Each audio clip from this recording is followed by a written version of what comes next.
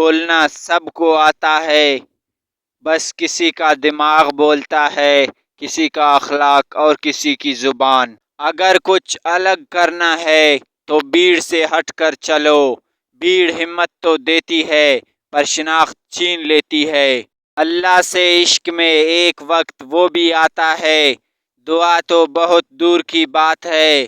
انسان تو صرف سوچتا ہے اور اللہ نواز دیتا ہے۔ خواب جن کے اونچے اور مست ہوتے ہیں، امتحان بھی ان کے زبردست ہوتے ہیں۔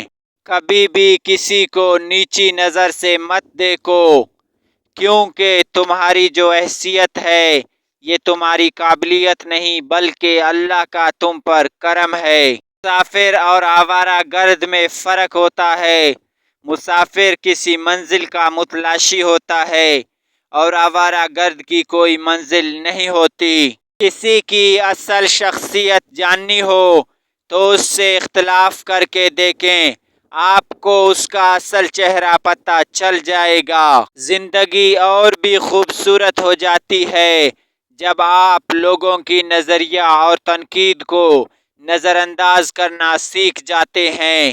خوبصورت چہرہ بھی بوڑھا ہو جاتا ہے اور پرکشش جسم بھی ایک دن ڈل جاتا ہے، لیکن ایک اچھا انسان ہمیشہ اچھا انسان ہی رہتا ہے۔ صرف ایک غلطی ہو جانے سے لوگ یہ بھول جاتے ہیں کہ آپ اس سے پہلے کتنے اچھے اور بہترین انسان تھے۔